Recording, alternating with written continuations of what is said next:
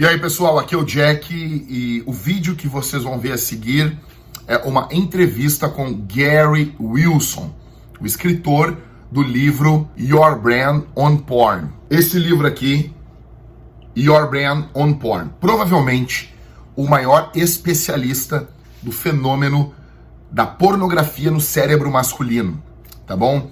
Esse vídeo é fenomenal. E deixa eu dizer uma coisa. Não é interessante para o meu canal no YouTube ficar postando materiais contra a pornografia. Quando tem a palavra pornografia, o YouTube restringe o alcance desse vídeo. Então o que eu preciso de vocês? Em primeiro lugar, que vocês divulguem esse vídeo. Divulga ele com o maior número de pessoas. Manda no grupo da igreja, manda para os homens, veja até o fim. Cara, deixa eu dizer uma coisa.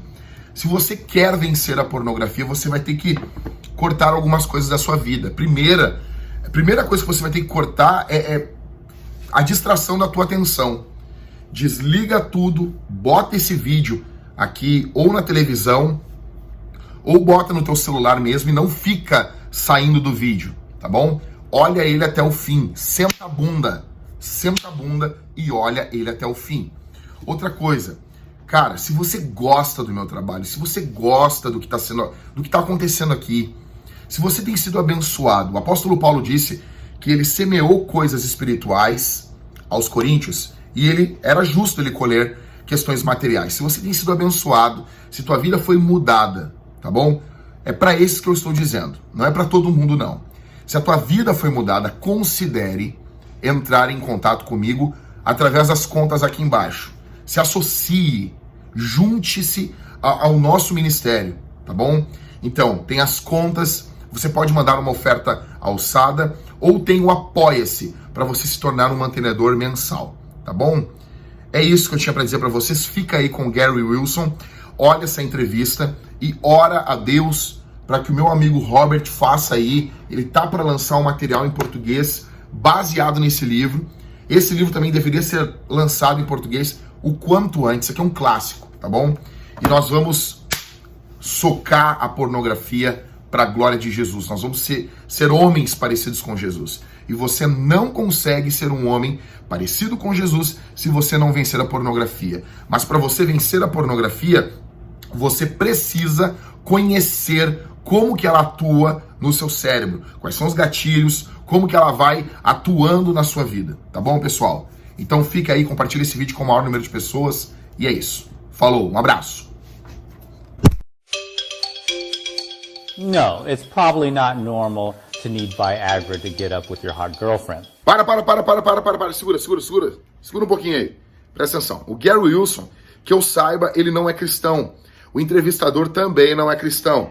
Então eles vão falar coisas que às vezes não é dentro da cosmovisão cristã. Não fique escandalizado, não fica todo ofendidinho. É a graça comum.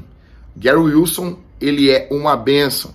Eu não concordo com tudo que ele fala, eu não concordo com toda a cosmovisão, mas ele já entende que a pornografia é um mal terrível. Então, veja esse vídeo com discernimento e sem mimimi. Bora pro vídeo. Agora vai. Falou! No, it's probably not normal to need Viagra to get up with your hot girlfriend. So then they find out that, oh my, it's actually porn. Nerve cells connect to wire in super Pavlovian memories of your addiction. For example, if you're an alcoholic and you've quit and you've been like 90 days sober and you're walking down the street, all of a sudden you walk by a bar, you hear some clanking of glass and the smell of alcohol, all of a sudden you get this urge to drink. It's activated these unconscious memories that are powerful.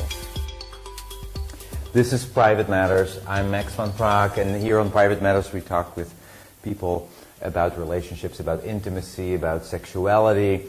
How can you make your relationship better, happier, healthier? We have had a show earlier on about virgins over 30 years old, and in this show we touched upon the problem that some people don't go out, don't show their colors, they're addicted to porn, they're sitting at home.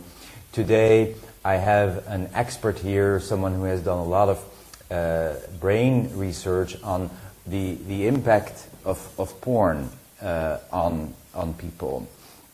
And this is Gary Wilson. His website is yourbrainonporn.com. He has a lot to say about the topic. Welcome, Gary.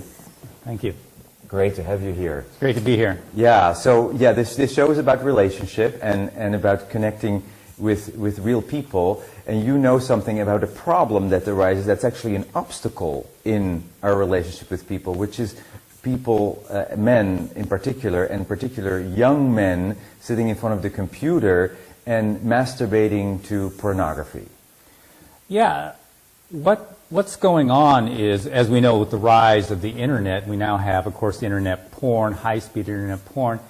And what I have been seeing, because so many websites linked to mine where guys are discussing this, is that they are finding the screen much more exciting than the real thing. In other words, they are becoming compelled by the screen, just like young guys are being compelled by video games.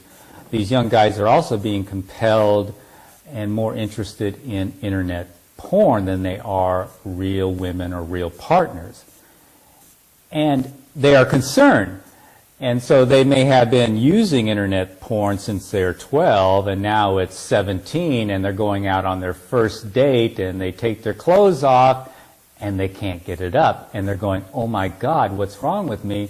Then they do a search, and they find out those years of brain training have trained their brain to need to sit and watch and be a voyeur and need a certain level of stimulation in order to get sexually excited. That's when they make a change. And so what this problem is, it's a problem of being hooked on what is artificial rather than what is real. Thank you. So you have them get off porn, and it takes about 2, 3, 4, 5 months of no porn, and interesting enough, no masturbation, because they're so desensitized. I don't know why that is. And slowly their sexual performance comes back, their erections come back. As they are abstaining from porn? Yeah, they have to abstain from it, or they'll never return to normal. They'll have ED, I guess, for the rest of their life. Some have had ED for 10 years. Let's define addiction. How often is addiction? What if somebody watches porn once a week? That may not be addiction. Let's define it for the viewer here. Well, you can't define. Addiction is the continued use in spite of negative consequences. So here's the problem, is if you continue to use, and you started at age 11 using porn every day, high-speed porn, and you're 20, and you've used it every day, you don't know the negative consequences until you stop. And so that's what's so surprising for these thousands of guys, is that once they stop, they have more energy, their confidence goes up, their social anxiety goes away, their interest in real girls go up, and for many of them, because the reason they quit is because of erectile dysfunction, that also remits. So if you don't know, if you never stop, you don't know what the negative consequences were. You just assume that's how you are. That's you. That's social anxiety, lack of confidence, no motivation to study or go get some job. Sure. But is porn bad in every way? Or does porn have actually something to offer? Porn cannot be defined, because what we're talking about is the reward circuitry, which is an ancient circuitry in the middle of the brain, and it doesn't know what porn is. It only knows levels of stimulation. So for one person, they may be looking at feet, and that stimulates them. And another person, they might be looking at bestiality, and that stimulates them. The fetish. Yeah. Or another person, for example, we had this one gentleman who only looked at swimsuit models. Now, is that porn? Most people don't think so, but he looked through 2,000 to 3,000 pictures per masturbation session. Wow. Maybe 2,000 to 3,000 pictures per masturbation So session. he needed click, click, click, click, click, several windows open, several tabs, clicking through them all, looking at them. That's the stimulation he ended up needing in order to get sexually excited. So Right. are people in swimsuits porn? Probably not. No. It's the How level easy of is it? Sure. stimulation Sure. that causes brain changes, that leads to dysfunctions. So you can't really define even what porn is anymore. No, but if you're using it in a way that you always need more, I mean, I think that's an aspect of addiction. That Escalation. Escalation. You always need more, like a bottomless pit. Then you are in an addictive cycle. But for some people, watching a particular erotic or porn movie may open up new doors in their relationship for people to look at that. So it's how you use it. It's how you use it, but another big aspect is how it's delivered. So we can't use the word porn anymore. We can use porn, and then we can use high-speed internet porn. That's a completely different animal, and that's the only one I deal with. I don't deal with people sitting around and watching Playboy or people going to the local theater and watching it. These are kids I say because they're in their teens, adolescents, and they have trained their brains on high-speed porn. High-speed means they don't have to sit there and wait for 10 minutes for one picture to download. Instead, they have high definition, several tabs open, clicking between the tabs, fast-forwarding to their favorite part, and then when their excitement starts to drop, they click open another window for a new genre that will jump and get their excitement going up. This could not be done before high-speed internet porn, and this is the brain training that's going on. So the discussion for me is high-speed internet porn and how that differs from everything before. Because look at it. We've had written words. We've had pictures. Were they addictive? Put them together. You have Facebook, and now you have the ability to click, click, click, click, click, and people are getting addicted to words and pictures. Yes. So it's a different type of medium with a different type of delivery. Gary, you're coming to this as a therapist, right?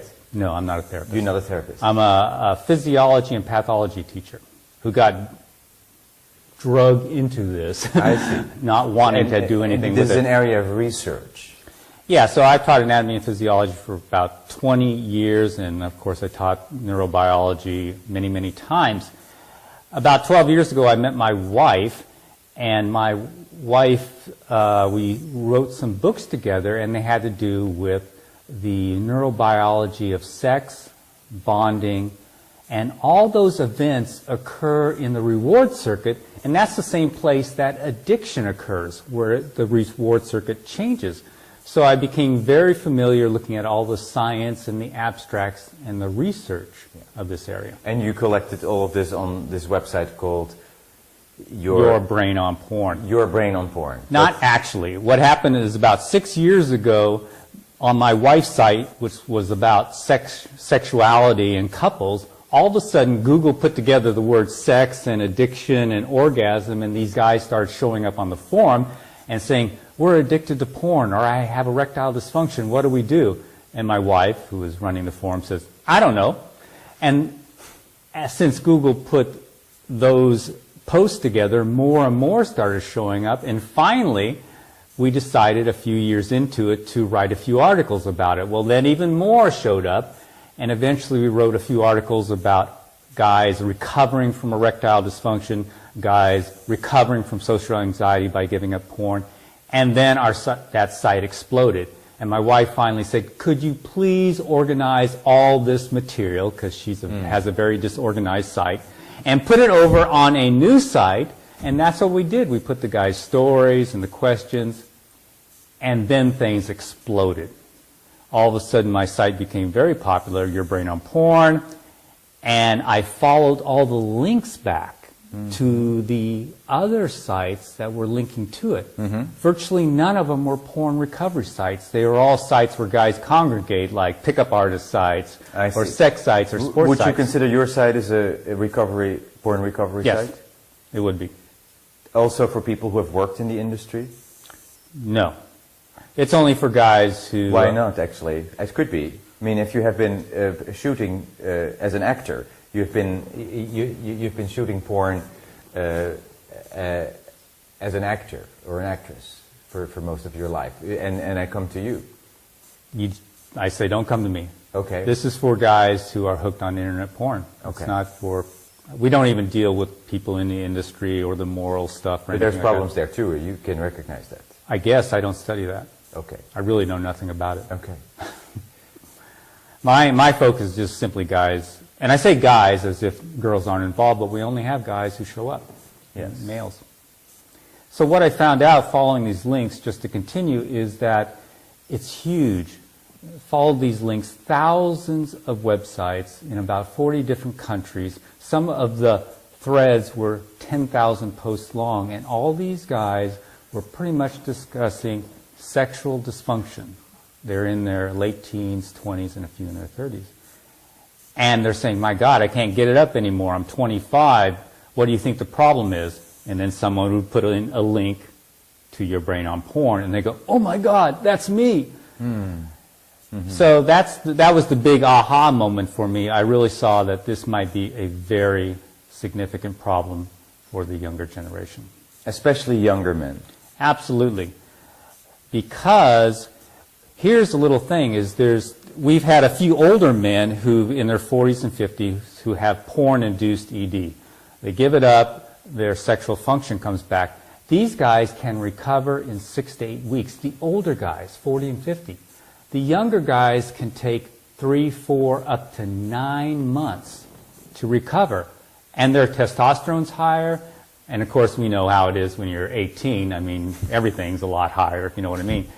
And they take longer to recover. So the question is, why is that? Is because the difference between the two groups is these guys already had their sexuality. The older guys. The older guys already had sex and all their circuits developed before they started. They started it, got it. And well, the other ones, this is how they came to it. They came to it and did it for years before they even had a real relationship. What advice do you want people to know about this? Let's say people are watching and they are finding themselves watching porn every day and masturbating. What do you want to say to them? Well, the easy advice is to understand how it affects you, or to see if it has affected you, is to stop it.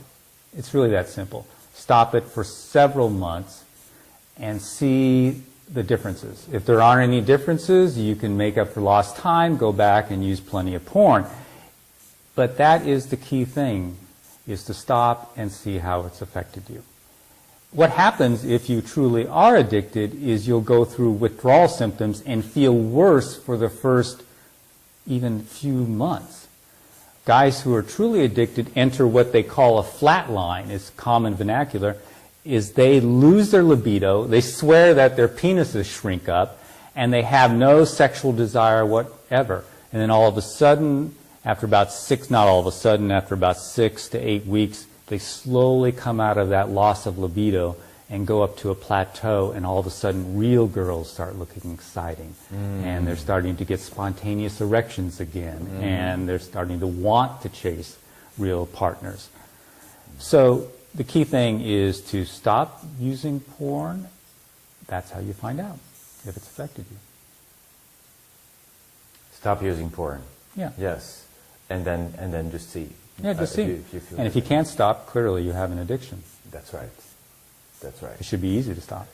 Now, there's a lot of people who are actually not single, but they're in a relationship, they're in a marriage, and they're finding, they are turning to porn.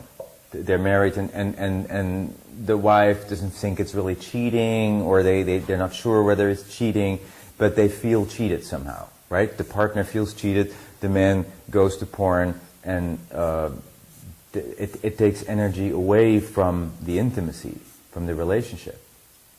Can you comment on that? Well, since all my data or all my information really comes from guys, the guys who are married and in relationship, they often show up again to quit because they're having sexual problems. When they quit, they notice that all of a sudden their partner, who they thought was boring, is now exciting once again, as they take several weeks to eliminate the porn. they find them attractive again.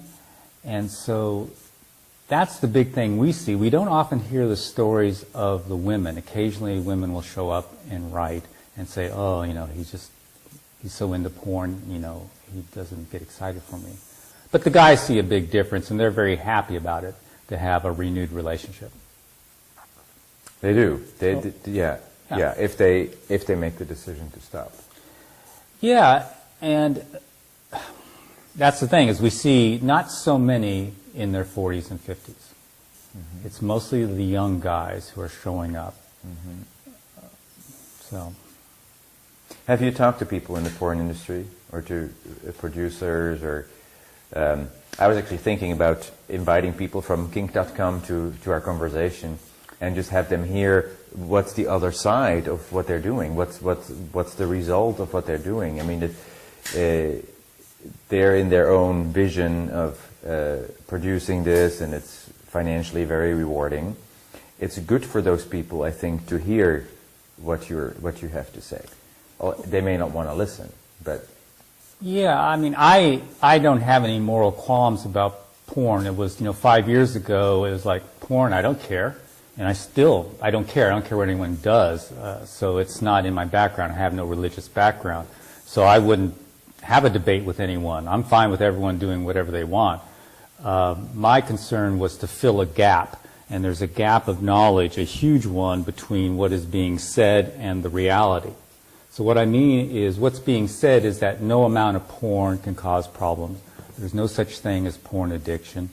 Using porn consistently cannot cause a problem. Well, this is false. It's clearly false because we have tens of thousands of guys who are eliminating a single variable, porn use, and seeing tremendous benefits. Mm-hmm. So clearly, it is causing problems.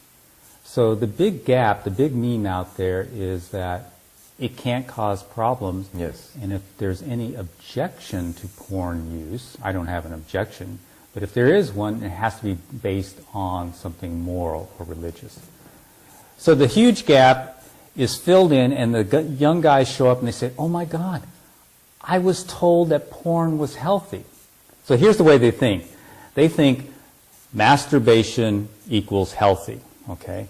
Since masturbation and porn are synonymous for this younger generation, that means porn is healthy. Mm. And since you're young and you don't think things through, you think, well, more is more healthy. Sure. And that's where they end up using a lot. Where should these guys go to get support for abstaining? I haven't heard of a 12-step program that focuses on this. This would be actually a good thing, I think. There is Sex and Love Addicts Anonymous. There is Codependence Anonymous. There is all kinds of relationship addiction groups. There should be a group for porn addicts as well. What do you think? Well, there is. My site is not that, but it has links to other sites. There's huge sites where young guys are actually not a supporting. site, an actual group where you meet face to face in face the room. to face. If in the room, sitting in a circle, this creates more healing. We were talking about it with a woman last week here in an interview who said women need actually the physical coming together. It's very healthy to not just sit behind a computer. It's actually healthy to come together and meet in a room, and that's what 12-step people do. Yeah, I agree with you. That would probably be very healthy, but it's unlikely to happen because there's shame associated with it. So since the guys are young guys who live in an internet age, most of them prefer to go on the internet and write. The ones do mention, okay, I've gone to a 12-step, but they've gone to a sex addiction. Yes, for people who go to prostitutes or are addicted to a partner, yes. Yeah, and that's a completely different animal than starting on internet porn at age 11 and not being able to stop at age 18. So yeah, I would agree with you. It would be great if they had some place to meet, but I don't know of any. You're right. Are you running groups? No. In your area? No, I don't do that. I'm not a therapist. No, but you could be a group facilitator. Nope, I won't. You won't. I'm a teacher. That's my job. So I teach. I give them the science behind addiction and the science behind their symptoms. And when they learn that, it's really a benefit because they can detach and say, oh, you know, it's my primitive brain that's causing me to want to sit here and click from picture to picture. And they see that that primitive brain is in charge, or they say, oh, my frontal cortex is inhibited, it's not functioning fully, which happens in all addictions, and that's why I keep relapsing. So they can detach, and they can almost see their brain doing things it doesn't want to. They have a term, they call it their scumbag brain, that's making them do this. Gary, you're very insightful, and I think it is so great what you're doing. When I first saw your website, it was like a few years ago, I was very happy, and I posted it on my Facebook page, and I ended up coming to you and having you here. How did you get to this passion? I mean, you're very passionate actually about it. You're very passionate about the topic and helping people or providing this information. What in your life has propelled you to gain knowledge about this? Well, if you saw me teach anatomy, you know I'd be passionate about the femur. So when I'm teaching, I'm passionate. But what happened was, again, it came down to all these young guys showing up on my wife's site, and then several of them being suicidal, wanting to kill themselves, thinking their life is lost.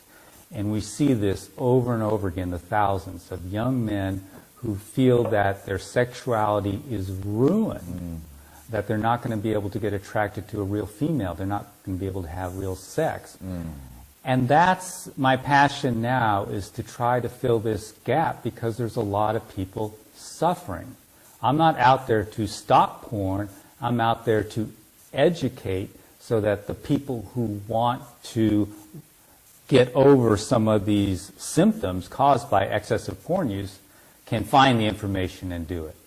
There's a lot of guys suffering out there, a lot. So that's behind my passion. Dopamine is what gives you the motivation and the urge and the excitement to do something. So over time, in any type of addiction, your dopamine levels and sensitivity drop in the part of the brain. So you need more and more stimulation to have the same effect.